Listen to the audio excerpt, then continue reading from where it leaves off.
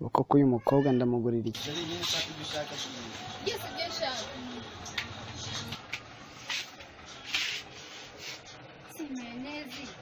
Imana imbabarira afate dukeya.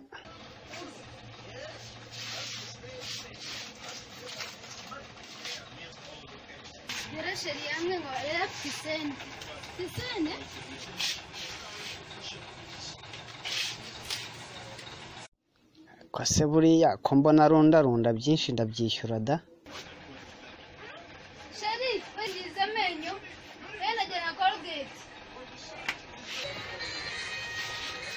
Icyambwira nk'iriya yogurt ukuntu igura.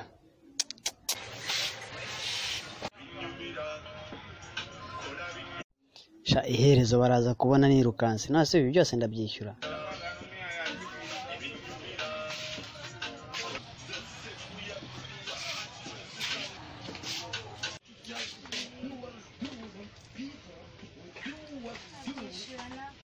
Yesu! Ibi byose ndabyishyura koko.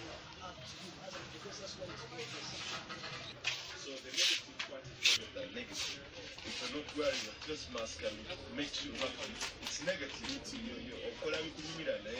So do what makes you happy in a positive way. Wearing good one. But then the feeling is challenging. So nkibi koko nkibi ni ibiki noneho?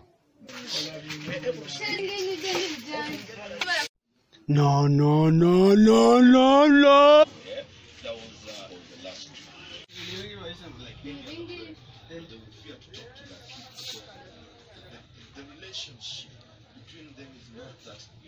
Ese ubu nk'uyu nguyu yumvaga ko ibintu byose agiye gucuruza?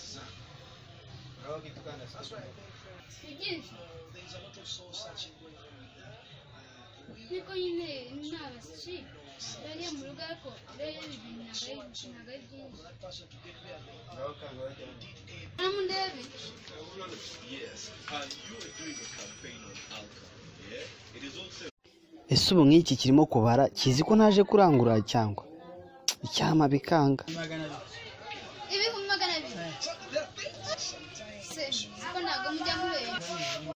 Sha ndaje ariko iherezo ndi bugusige pe.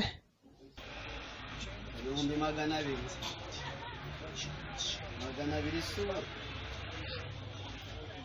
200 hano hirya nanzira irimo ngo mbasige da. Sha ko mbona 200 ko iba 200. Sha ndabasiga.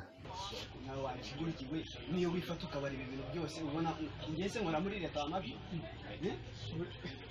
Mwije ngaho kijanje mbahiriza ndabazene. N'abakiriya se nge nari zigwari bufate wenda ka yogurt kamwe urumva njya bafo byakwibaza. Nese ibintu byose se ngubu umva kujyanye ngo ikinyumi sene zari. Sene zanje. None ko tugiye kubigenda numva ngiye kugenda. Akunda giye ntabwo ndi bugaruke.